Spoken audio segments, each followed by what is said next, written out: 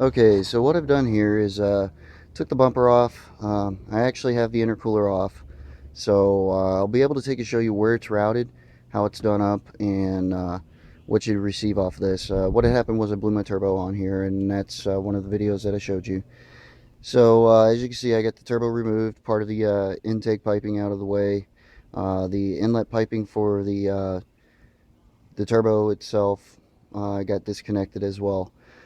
But this will allow me to take and show you all the mount points, where to route it, and what holes to take and do if you wanted to take and add an intercooler to it. Now keep in mind, with an intercooler you'll get the turbo shutter, which actually is a slight hesitation and it does put wear on the turbo, hence the reason why mine kind of blew. And you gain a lot of hesitation all the way up till about 3 to 4 grand with an intercooler. Without an intercooler, straight piped right into the intake. As you can see from here in my previous videos, got the pipe running from there, right there, and then I have another pipe that runs from there, and it'll sit straight on top of the turbo on the compressor side. So that actually adds in more horsepower, more doability. It takes away the shutter and everything. So for the guys who are curious about how to mount an intercooler, here you go. All right, so you have your big plastic front bumper right here. Now this thing is put together by 4 bolts. You'll have one right here, one right here.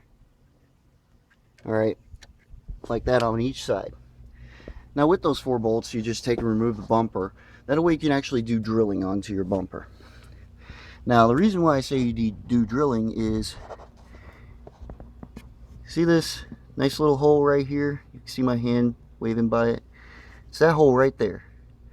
That hole is a mount point for your intercooler. You're going to do the exact same thing on this side too. Now you'll need those mount points for your bracket, and that way you can have your intercooler sit right in between here. Now I've got a 3-inch, which I'll go ahead and show you once I get done with this. Is the 3-inch, well, it's similar to this size right here. Alright, this is my radiator, but it's about that wide, and it's maybe a foot tall. Fits in there perfect. Sits down low enough, even enough with the bottom, so you don't have any problems.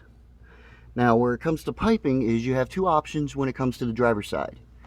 On the driver's side, you can see where, if we get past this AC line, you can see where I cut these portions out right here. Now that portion of the firewall on the front side was just basically a couple of holes. I added lines to them to cut them out of the way. Made it wide enough to where it wouldn't rub the pipe or anything like that, and this way I could take and route it through right here. So your pipe would actually come out, come over the top, connect up to your compressor housing, which is right here. Okay, with that being said, it would also come out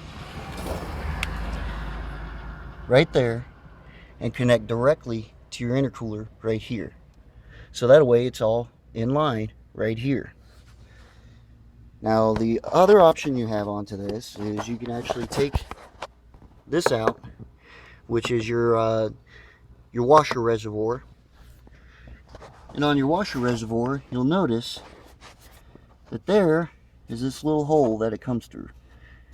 You can take, once you take this out in the filler neck, you can enlarge this hole and you can run your pipe through it and actually run it across all this straight across to the top of your compressor housing.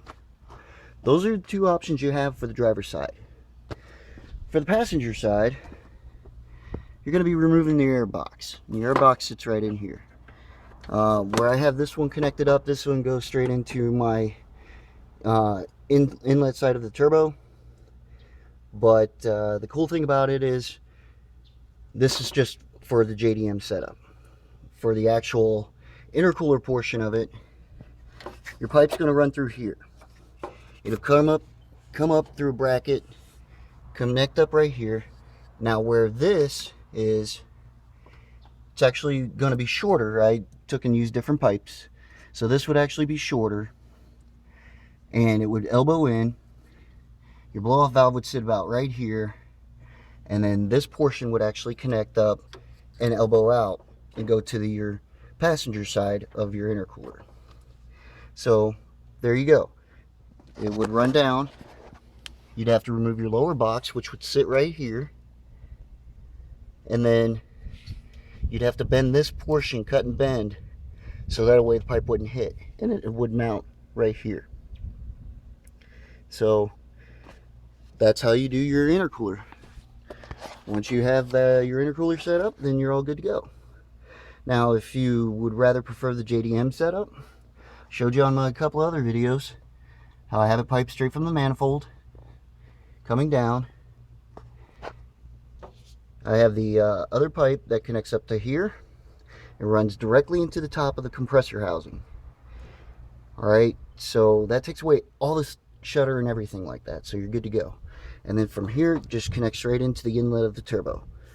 Easy put together, easy take apart. Leaves you all this room over here to take and work with the bolts on this, since it's a 5 flange and it's a real pain in the ass, but it leaves you all the room. Speaking of downpipes, if you wanted to see how this one's set up, now this downpipe, as you can tell, runs right through there. That's the oil line hanging out, or the return line I should say, hanging out. But this part sits right here. Now you could do V-band clamp style, or you could do 5 mount style, depending on what type of turbo you have, because you have the options for both. But as you can tell, it's a really tight fit, especially when you got the AC in. You'll probably end up breaking one of those 2 hoses. It happens. So you'll have to replace that. The other downside to running the intercooler piping between here or over the top is you got your power steering pump in the way, and you also have your power portion for your alternator in the way. And as you can tell, that decided to rip on me. So yeah, not everything's working great, but it does the job. Now, like I said, going JDM style, no problems. You'll gain a lot of horsepower, a lot of boost, and everything like that. The turbo I was using was only rated to about 250, maybe 300. The new one I'm getting is going to be a 450 horsepower rating, and it can hold up to 35 pounds boost. Right now, I'm only running 10 pounds boost in this. Manual boost controller ensures about the 10 pounds boost, but I'm going to have to source a new pressure for my boost controller, because the new turbo doesn't come sourced. So I'm going to actually have to take the pipe that's connected to here and runs to the top, drill a hole, install a nipple, boom, done. If there's any curiosities of how to set up an intercooler, what you're looking for, or any styles that you want, go ahead and hit me up and I'll see what I can do to help you guys out. All right.